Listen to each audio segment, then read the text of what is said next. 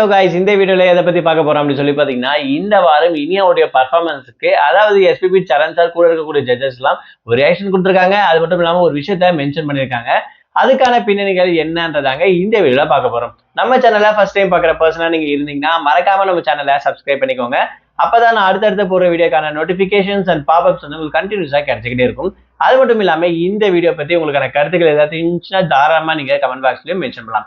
So ரீசெண்டா தமிழ்ல போயிட்டு இருக்கக்கூடிய one of the reality competition show அப்படின்னு சொன்னா சரிகமபா சீனியர் சீசன் 5 அப்படின்னு சொல்லக்கூடிய இந்த ஒரு சிங்கிங் காம்படிஷன். ஸோ இதுல குறிப்பா சொல்லணும்னா இனியாவுடைய பர்ஃபார்மன்ஸ் பார்க்கறதுக்கு ஒரு செப்பரேட் ஃபேன் பேஸை கிரியேட் பண்ணி வச்சிருக்காங்க அப்படின்னு சொல்லலாம். அது மட்டும் இல்லாம தேவயானி அவங்களுடைய முதல் மகள் தான் இனியா அப்படின்ற விஷயம் நிறைய பேர் இந்த ஷோ பாக்குறவங்களுக்கு தெரிஞ்சிருக்கும் அப்படின்னு கூட இங்க மென்ஷன் பண்ணலாம். ஸோ இப்போ வந்து பாத்தீங்கன்னா ரீசெண்டா டாப் 12 கண்டஸ்டன்ஸ் தான் இதுக்குள்ள இருக்காங்க. இதுல யார் அந்த 5 சீட்டை பிடிக்க போறாங்க அப்படின்னு கூட, அதாவது டிக்கெட் டு ஃபினாலே 5 டிக்கெட்ஸ் யார் பிடிக்க போறாங்க அப்படின்ற இந்த ஒரு கியூரியாசிட்டியோட ரொம்பவே பரபரப்பா ஷோ போயிட்டு இருக்கு அப்படின்னு சொல்லலாம். ஸோ இந்த வாரம் நடந்திருக்கக்கூடிய டூயட் சாங் ரவுண்ட்ல வந்து இனியாவுடைய பர்ஃபார்மன்ஸ் எப்படி இருக்கு அப்படின்ற ஒரு கியூரியாசிட்டி எல்லாருக்கும் இருக்கும். ஸோ அந்த வகையில ரொம்பவே சூப்பரா பாடி முடிச்சிட்டாங்க அப்படின்னு சொல்லலாம். அது மட்டும் இல்லாம இந்த வாரம் இவங்களுக்கு கோல்டன் பர்ஃபார்மன்ஸும் கிடைச்சிருக்கு.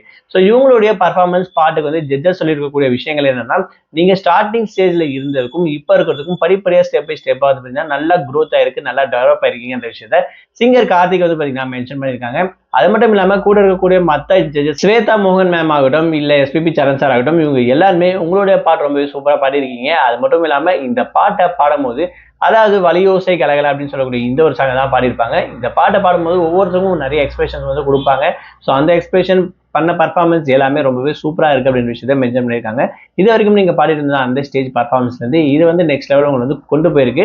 ரொம்பவே நல்லா பாடிருக்கீங்கன்ற மாதிரி ஒரு விஷயத்தை மென்ஷன் பண்ணியிருக்காங்க. அது மட்டும் இல்லாம எஸ்பிபி சரண் சார் வந்து பாத்தீங்கன்னா ஒரு ரியாக்ஷன் கொடுத்திருப்பாரு. அது அந்த மியூசிக் கம்போஸ் பண்ணும்போது வந்து பாத்தீங்கன்னா அந்த ஒரு ரியாக்ஷன் கொடுத்து வந்து பாத்தீங்கன்னா கொஞ்சம் வந்து ஜட்ஜ் கொடுத்திருப்பாரு அப்படின்னு கூட சொல்லலாம். ஸோ இதெல்லாம் பார்க்கும்போது ஓவரால இனியாவுடைய பர்ஃபார்மன்ஸ் நாளுக்கு நாள் க்ரோத் ஆயிருக்குன்ற விஷயத்தை ஜட்ஜஸ் அங்க மென்ஷன் பண்ணிட்டே வந்துட்டு இருக்காங்க. அது மட்டும் இல்லாம இந்த வாரம் இவங்களோட பர்ஃபார்மன்ஸ் ரொம்பவே சூப்பர் டூப்பர் அப்படின்ற விஷயத்த ஜட்ஜஸும் சொல்லியிருக்காங்க. ஸோ இதை பத்தி நீங்க என்ன நினைக்கிறீங்க? இனியாவோட க்ரோத் எப்படி இருக்கு? இனியாவோட ஃபேன்ஸ் எத்தனை பேர் இருக்கீங்க? உங்களுடைய கமெண்ட்ஸ் என்னன்ற விஷயத்த மறக்காம கமெண்ட் பாக்ஸ்ல மென்ஷன் பண்ணுங்க.